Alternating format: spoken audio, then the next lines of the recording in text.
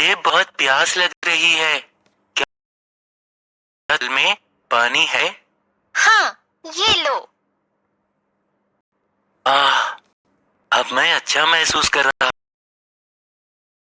आसपास हवा ही नहीं है। तुम सही कह रहे हो। आज बहुत उमस है। आज सुबह के समाचार में बताया गया कि आज मौसम उमस और बारिश भी हो सकती है। बच्चों, इस पाठ में हम वायु, जल और मौसम के बारे में जानेंगे। आओ सीखें। वायु और जल का महत्व बताना, वायुमंडल का संगठन, जल चक्र का वर्णन करना, मौसम और जिन कारणों पर यह निर्भर करता है उसे बताना, मौसम और जलवायु में भेद करना। वायु का परिचय। वायु जीवों और पादपों समेत पृथ्वी के सभी प्राणियों के लिए बहुत महत्वपूर्ण है। पादपों को करने और वायु में ऑक्सीजन छोड़ने के लिए वायु से कार्बन डाइऑक्साइड की आवश्यकता होती है। पशुओं को जीवित रहने हेतु सांस के रूप में वायु से ऑक्सीजन लेने की आवश्यकता होती है। क्या तुम जानते हो पृथ्वी के चारों तरफ का वायुमंडल वायु से भरा हुआ है? लेकिन वायुमंडल क्या होता है, जानने के लिए हमारे साथ आएं। वायुमंडल का संगठन। वायुमंडल विभिन्न गैसों, मुख्यतः नाइट्रोजन के मिश्रण से बना है, जो पृथ्वी को चारों तरफ से कंबल की तरह लपेटे हुए है। वायुमंडल के बिना हम यहाँ जीवित नहीं। यह सूर्य से आने वाली खतरनाक किरणों से हमें बचा है और पशुओं के लिए आदर्श निवास स्थान बनाता है। जल की जरूरत। हम जानते हैं कि वायु हमारे जीवन के लिए अधिक आवश्यक है, लेकिन क्या आपने कभी सोचा है कि जल इतना महत्वपूर्ण क्यों है? हाँ, हमें पीने, नहाने, खाना बनाने, कपड़े धोने, पौधों में पानी देने और अन्य दूसरे कई कामों के लिए जल की जरूरत पड़ती है। यह सच है कि जल के बिना पौधे मर जाएंगे और मनुष्य और पशु प्यासे रहेंगे। इसलिए बच्चों, जल की एक एक बूंद बचाओ और इसे बर्बाद नहीं होने दो। पृथ्वी पर जल। जल पृथ्वी पर सबसे प्रचुर मात्रा में पाया जाने वाला पदार्थ है। वास्तव में हमारी पृथ्वी का 70% हिस्सा पानी से ढका हुआ है। क्या तुम जानते हो पृथ्वी को नीला ग्रह भी कहते हैं, क्योंकि अंतरिक्ष से देखने पर पृथ्वी अपार जल राशि के कारण नीली दिखाई देती है। जल की अवस्थाएं। जल 3 अवस्थाओं में पाया जाता है, ठोस, द्रव्य और गैस। बर्फ, हिमकण और पाला जल की ठोस अवस्था के उदाहरण हैं। आपने नदी, झील, तालाब और समुद्र, बरसात और नल से आने वाले द्रव्य जल को जरूर देखा होगा। वायु में मौजूद एक गैस है। आप गैस को देख नहीं सकते क्योंकि यह अदृश्य होती है। हमारे शरीर में जल। आपको यह जानकर आश्चर्य होगा कि मनुष्य के शरीर के 2/3 हिस्से में पानी हुआ है। शरीर का तापमान बनाए रखने में इसकी महत्वपूर्ण भूमिका होती है। यह पोषक तत्वों को पूरे शरीर में पहुंचाता है, पाचन को सुधारता है और शरीर से अपशिष्ट पदार्थों को बाहर निकालता है। जल चक्र। क्या आप ये सोचकर हैरान हैं कि बरसात में सारा पानी कहां से आता है? वायुमंडल में सदैव एक निश्चित मात्रा में जल वाष्प रहती है। यह पृथ्वी की सतह जैसे समुद्र, नदी और झील से आती है। सूर्य की ऊष्मा पृथ्वी के धरातल पर मौजूद इन जल स्रोतों के पानी को गर्म कर देती है, जिससे यह द्रव्य अवस्था से गैस अवस्था में परिवर्तित हो जाता है। इस प्रक्रिया को वाष्पीकरण कहते हैं।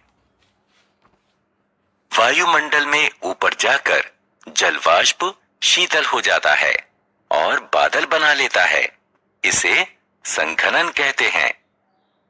जब जल कण एकत्रित होने लगते हैं तो वो बड़ी बूंद बना लेते हैं। तापमान के अनुसार बरसात, बर्फ या ओले के रूप में नीचे गिरते हैं।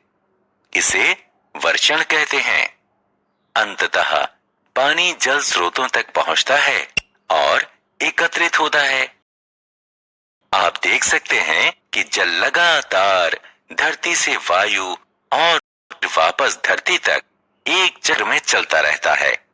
इस प्रक्रिया को जल चक्र कहते हैं। इसलिए बच्चों, हमारे धरती से जल कभी खत्म नहीं होगा। मौसम क्या है? क्या आपने आज मौसम की? नहीं? मौसम क्या होता है? मूलतः किसी निश्चित समय और स्थान पर वायुमंडल की स्थिति को मौसम कहते हैं।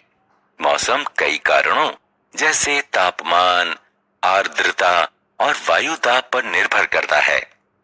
आइए इन कारणों के बारे में जानें। मौसम की तापमान पर संभवतः हम सभी जानते हैं कि तापमान वायु की ठंडी गर्मी का माप होता है।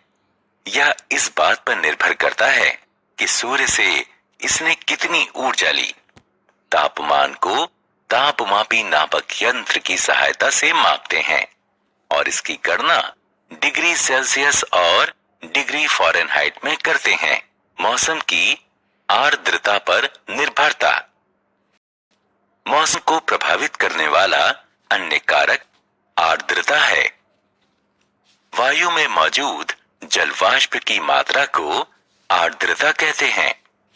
हाँ, हमारे आसपास मौजूद हवा जल से भरी होती है। आप आमतौर पर झीलों, समुद्र, नदियों और पेड़ों से पानी के वाष्प बनते देख सकते हैं।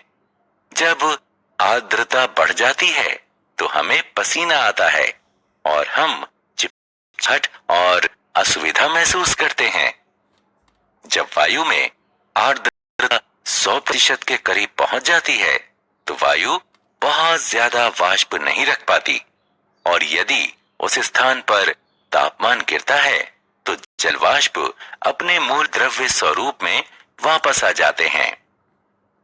संघनन जमीन के पास होता है, जिससे कुहासा और कोहरा उत्पन्न होता है। वायुमंडल में बहुत ऊंचाई पर बादल बनते हैं।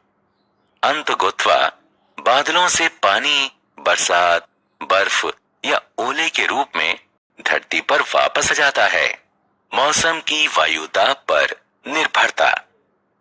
आगे क्या? हाँ, वायुदाब।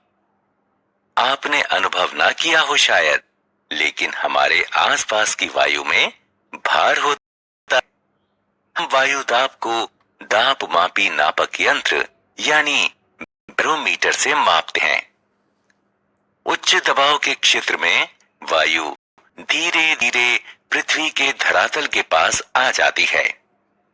उच्च दाब वाले क्षेत्र में साफ धूप वाला मौसम रहता है। निम्न दाब वाले क्षेत्र में वायु वातावरण में ऊपर उठ जाती है। निम्न दाब वाले क्षेत्र में उच्च आर्द्रता, बादल, बरसात और दूसरे तरह के अवक्षेपण होते हैं। जलवायु क्या है? क्या मौसम और जलवायु एक ही हैं? नहीं।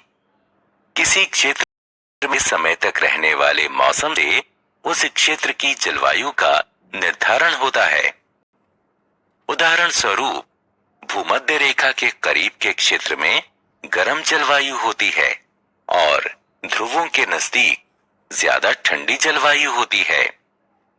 बच्चों, अब आप मौसम और जलवायु में आसानी से अंतर कर सकते हैं। हमने क्या चर्चा की? मनुष्यों और पशुओं को जीवित रहने हेतु सांस के रूप में वायु से ऑक्सीजन लेने की आवश्यकता होती है। वायुमंडल विभिन्न गैसों, मुख्यतः नाइट्रोजन और ऑक्सीजन के मिश्रण से बना है, जो पृथ्वी को चारों तरफ से कंबल की तरह लपेटे हुए है। हमें जल की एक एक बूंद जानी चाहिए और इसे बर्बाद होने देना चाहिए। शरीर का तापमान बनाए रखने में जल की महत्वपूर्ण भूमिका होती है। यह पोषक तत्वों को पूरे में पहुंचाता है, पाचन को सुधारता है और शरीर से अपशिष्ट पदार्थों को बाहर निकालता है। जल के लगातार धरती से वायु और फिर वापस धरती तक आने की प्रक्रिया जल चक्र कहते हैं। निश्चित समय और स्थान पर वायुमंडल की स्थिति को मौसम कहते हैं। वायु में मौजूद जल वाष्प की मात्रा को आर्द्रता कहते हैं। किसी क्षेत्र में लंबे समय तक रहने वाली